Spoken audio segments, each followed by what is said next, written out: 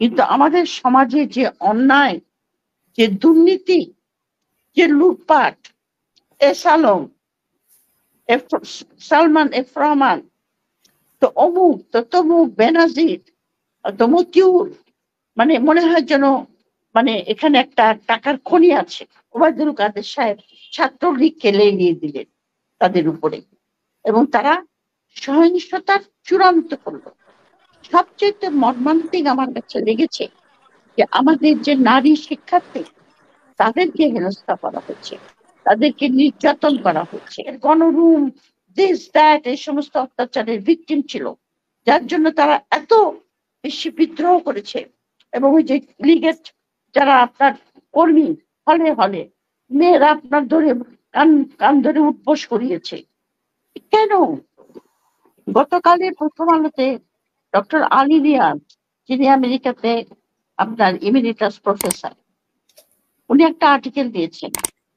এই আর্টিকেলটা কিন্তু উনি আর্টিকেলটাতে সরাসরি ভাবে পরিষ্কার করে কিছু বলেন নাই, কিন্তু উনি অনেকটা ইঙ্গিত দিয়েছেন যে কেন এই হত্যাযজ্ঞ, এই যে আমাদের দেশের তরুণ সমাজকে ধ্বংস করার, মেধাকে সম্পূর্ণ বিনষ্ট করে দেওয়ার এই প্রচেষ্টা কেন, কারা করতে চাচ্ছে, কিসের জন্য, কে বেনিফিটেড হবে, এই জাতীয় প্রশ্ন উনি তুলেছেন ওই আর্টিকেলটাতে। সরাসরি ভাবে আমি যেভাবে বলছি ওভাবে উনি বলেন নাই, কিন্তু উনি ইঙ্গিত দিয়েছেন। এবং ওই আর্টিকেলটা পড়ার পরে আমার যেটা মনে হয়েছে, এবং আগেও আমার মনে হয়েছে, যে আপনার এই যে ছাত্র আন্দোলন, যেটা কোটা আন্দোলন, যেটা এখন এটা কিন্তু এখন আর কোটা আন্দোলন বলা যাবে না, কারণ এটার সঙ্গে আপনার ছাত্র জনতা আপনার এটা এখন একটা অন্য রকমের রূপ ধারণ করেছে।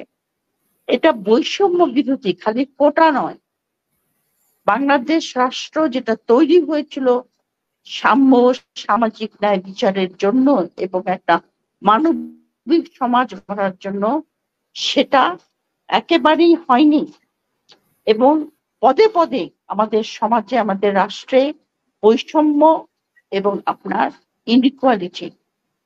সুতরাং এটার একটা সার্বিকভাবে কিন্তু এটা একটা বৈষম্য বিরোধী আন্দোলন, যেটাতে আপনার জনতা আপনার যোগ দিয়েছে।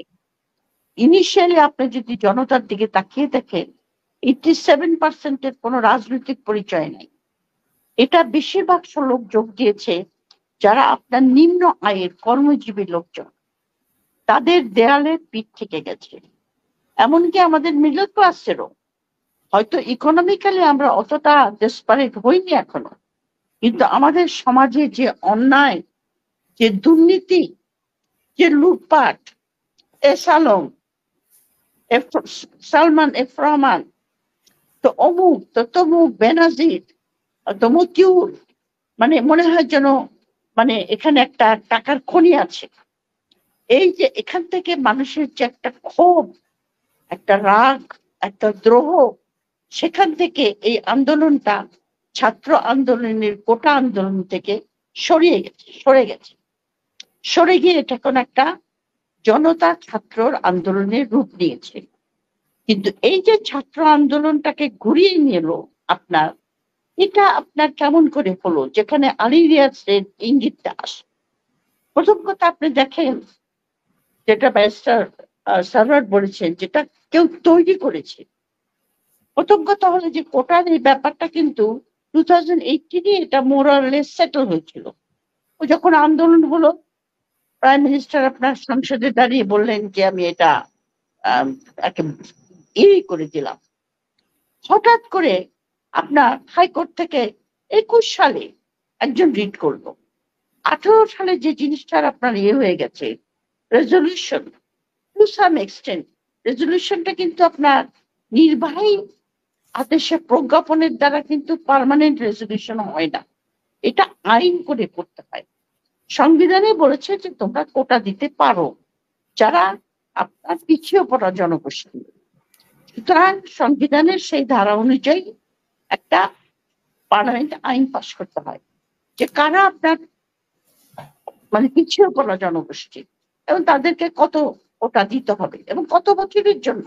আপনি তো আদি অনন্তকালের জন্য কোনো গ্রুপকে আপনার কোটা দিতে পারেন না, কারণ পিছিয়ে পড়া জনগোষ্ঠী যখন আপনার কোটার সাহায্যে সমানে সমানে চলে আসে অন্যান্য জনগোষ্ঠীর সঙ্গে, তখন আপনি ওটাকে অ্যাবলিশ করে দেন। সুতরাং 2018 ওটার একটা টেম্পোরারি হলো একটা রেজলিউশন হয়েছিল। 21 সালে একজন রিট করলো, একজন মুক্তিযোদ্ধার নাতি। এই রিটের পরিপ্রেক্ষিতে হাইকোর্টে যে রায়টা দিল, তখনই আপনার নতুন করে আবার কোটা আন্দোলন শুরু হলো। এই যে জিনিসটা, এটা কেন হঠাৎ করে এই জিনিসটা একটা রিট করে এটাকে আবার মানে চাগিয়ে দেওয়ার এই প্রবণতাটা কেন আসলো, এটা একটা ব্যাপার। তারপরে আপনার ছাত্ররা যখন শান্তিপূর্ণ নির্বাচন আন্দোলন করছেন, তখন আপনার কথা নেই বার্তা নেই, আপনার ওবায়দুল কাদের সাহেব ছাত্রলীগকে লেলিয়ে দিলেন তাদের উপরে, এবং তারা সহিংসতার চূড়ান্ত করলো। সবচেয়ে মর্মান্তিক আমার কাছে লেগেছে যে আমাদের যে নারী শিক্ষার্থী, তাদেরকে হেনস্থা করা হচ্ছে, তাদেরকে নির্যাতন করা হচ্ছে, এবং যে সমস্ত ফুটেজ এসছে কারা করছে সবাই জানে, কিন্তু তাদের সম্বন্ধে কিন্তু সরকার একটি কথা উচ্চারণ করে না যে অমুকে এই কাজটা করেছে। এখান থেকে এই সহিংসতার ফলে কিন্তু আপনার ছাত্রছাত্রীদের আন্দোলন, তাদের একটা, আর প্রাইম মিনিস্টার যে আপনার একটা কথা বললেন যারা সব রাজাকারের বাচ্চা, এই দুটা মিলে ছাত্রছাত্রীদের একটা বহিঃপ্রকাশ কষ্ট ক্ষোভের, এবং সেই ক্ষোভকে প্রশমিত করার জন্য আইন শৃঙ্খলা বাহিনী যে দমন পীড়ন যেভাবে করেছে, এটা আপনার কোশ্চেন, আমার কাছে কোশ্চেন।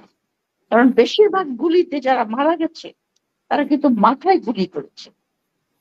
মাথায় গুলি মানে আপনি তাক করে গুলি করেছেন। সাধারণত আপনার আইন শৃঙ্খলা বাহিনী, আপনারা এখানে আছেন, ব্যারিস্টার সার্ভার আছেন, মিলন সাহেব আছেন, যে আপনার ক্রাউডকে প্রশমিত করলে, ক্রাউড যদি ভায়োলেন্ট হয়ে যায়, ছাত্রছাত্রীরা তো ভায়োলেন্ট হয়ও নাই, আপনার হাঁটুর নিচে গুলি করতে হয়, প্রথমে ব্ল্যাঙ্ক ফায়ার করতে হয়, তারপরে আপনার হাঁটুর নিচে গুলি করতে হয়। আপনি গুলিটা মাথায় কেন করলেন? মাথায় গুলি করা মানে হলো যে আপনি you want to make sure আপনি মরে যান। কারণ শরীরের অন্য কোথাও গুলি লাগলে অনেক সময় অপারেশন করে সেই দ্যাট ভিকটিম ক্যান সার্ভাইভ, কিন্তু মাথায় গুলি থাকা মানে হলো আপনি ইনস্ট্যান্টিয়াস ডেথ। এবং এই যে মুগ্ধ করে যে ছেলেটা মারা গেছে, ওই যে টুইন ব্রাদার, সে তো আপনার বসেছিল ফুটপাতের উপরে, তারা বন্ধুর সঙ্গে পানি বিতরণ করে সে ফুটপাতের উপর বসেছিল। হ্যাঁ, আর এক বন্ধুর সঙ্গে বসেছিল ফুটপাতে, সেখানে তার মাথায় গুলি করা হয়েছে। এগুলি তাক করে কেন গুলি করা হলো? এই যে মেধাবী ছেলেদেরকে তাক করে গুলি করে কেন মারা হলো? আর এই যে আপনার শিক্ষা ব্যবস্থার যে একটা বিশৃঙ্খল অবস্থার সৃষ্টি করলেন আপনারা, এটাকে ফিরিয়ে আনতে আপনার কত বছর লাগবে? এই যে ভয়াবহ ক্ষতিটা দেশের জন্য এবং দেশের জনগণের জন্য, হটকারিতার জন্যই হোক বা যে কোনো কারণেই হোক, যেটা করলেন আপনারা, এটার জন্য আপনার দায়িত্ব কে থাকবে? শিক্ষা অঙ্গনে যে বিশৃঙ্খলা এসেছে, আপনার ছাত্রছাত্রীরা হলে ফিরতে পারবে বলেন? আপনার 15 বছর তারা এই যে ছাত্রলীগের গণরুম, দিস দ্যাট, এই সমস্ত অত্যাচারের ভিকটিম ছিল, যার জন্য তারা এত বেশি বিদ্রোহ করেছে। এবং ওই যে লীগের যারা আপনার কর্মী, হলে হলে মেয়েরা আপনার ধরে কান ধরে উঠবোস করিয়েছে। কেন? রাগের বহিঃপ্রকাশ।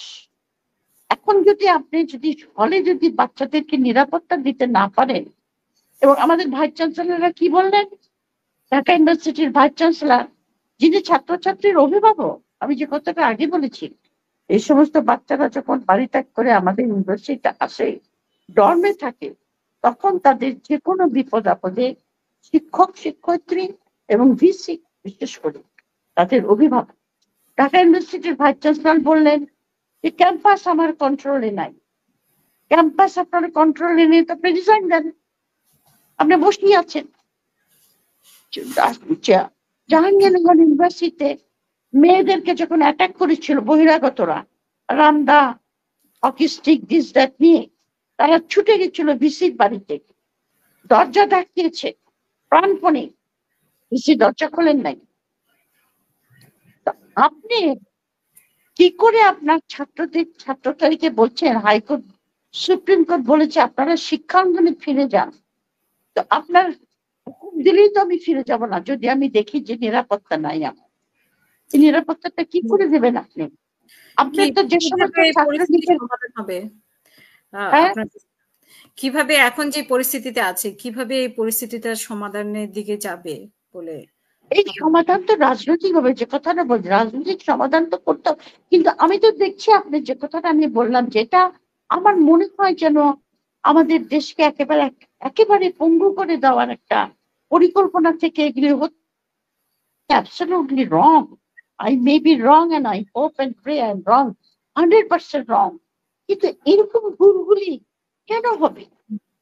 এরকম ডেলিভারেট ভুল, মাথায় গুলি করা, নির্যাতন করা, এমন একটা ভয়াবহ পরিবেশ সৃষ্টি করা হলে যাতে ছাত্রছাত্রীরা সেখানে ফিরতে ভয় পায়, এগুলি কোনো লজিক্যাল এক্সপ্লেনেশন আমি খুঁজে পাইনি ভাই। সত্যি কথা বলি আমি অনেক চিন্তা করে দেখেছি, আমি লজিক্যাল কোনো এক্সপ্লেনেশন খুঁজে পাই না। কিন্তু রাজনৈতিক সমাধান করার পরিবর্তে এই যে আপনার সরকার যে পথ বেছে নিয়েছে, যে জামাত শিবিরকে, আর বিএনপিও আছে, বিএনপি জামাত শিবির সবকিছু করেছে, এটা তো একটা মানে আমি বলবো যেটা কল্পনা প্রসূত তো ইয়ে থেকে এসেছে। যে কথা বললাম যে রাজনৈতিক পরিচয় কিন্তু 87%, তাহলে এই যে জামাত শিবিরের ছেলেরাও ধরা পড়তো না আপনারা যে সহিংসতা করতে গিয়ে যে স্থাপনা ধ্বংস করেছে, স্থাপনা ধ্বংস করেছে আপনি বিটিভি, যেটা আপনার ব্রিগেডিয়ার সাখাওয়াত আপনার সত্যি প্রশ্নটা উঠিয়েছে এবং রিলেভেন্ট প্রশ্ন, তিনি বলেছেন এগুলি হলো কি ইনস্টলেশন অফ এ গভর্নমেন্ট, এগুলিকে প্রোটেক্ট করা